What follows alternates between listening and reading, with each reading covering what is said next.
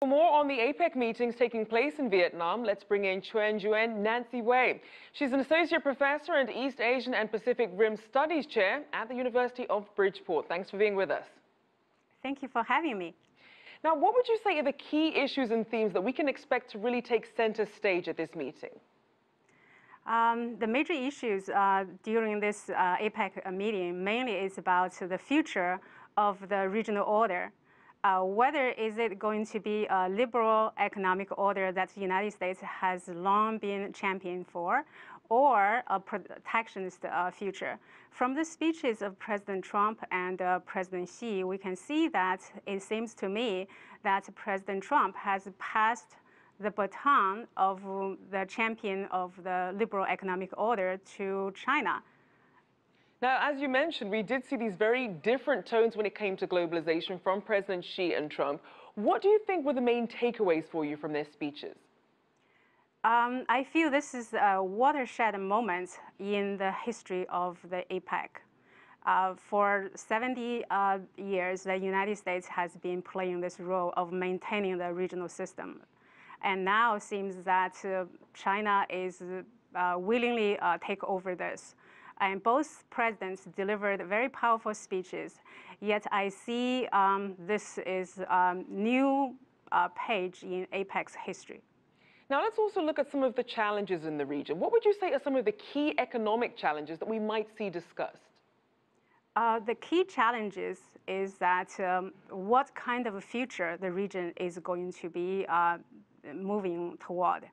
After World War II, after Japan and the Asian tiger economies, and later China and Vietnam's economic growth, the region has been,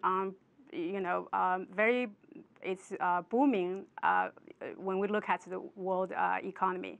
Yet the situation seems to be after the Brexit and also the United States' new presidency, it looks like that globalization is going back. It seems that President Trump is turning back the clock.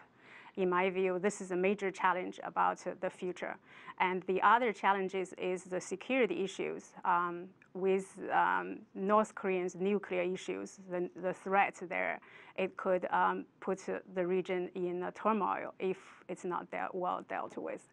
And third issues is the regional disputes between the South China Sea and the United States and also the regional countries. Now, these issues need to be dealt with. Now, in terms of looking ahead about where the region goes from here, let's also look at the role of technology. You have things like artificial intelligence, modernizing production. How much of a game changer do you think that's going to be for the APEC nations? I think China is also leading in this area. The United States needs to really pay attention to this. At the same time, when both countries and also other countries are competing toward using the AI technologies, both countries are facing an issue of massive employment issues. If AI is taking over, the governments in the region need to think about how they are going to make those people who lost their jobs, how they are going to provide for these people, and it's a whole set of challenges for the region. Now, an ongoing theme that we hear a lot about is this issue of making economic growth more inclusive so that people don't feel left out or left behind. What sort of discussions on that might be on the agenda? I think that most recently, President Xi has been talking about a people-centered approach. That is the poverty-fighting strategies. I think that is a very interesting, innovative approach to help people who are left behind. I think that China and other countries could learn from each other about their own experiences in fighting poverty, because if half of the population is left behind, a society is not going to be stable.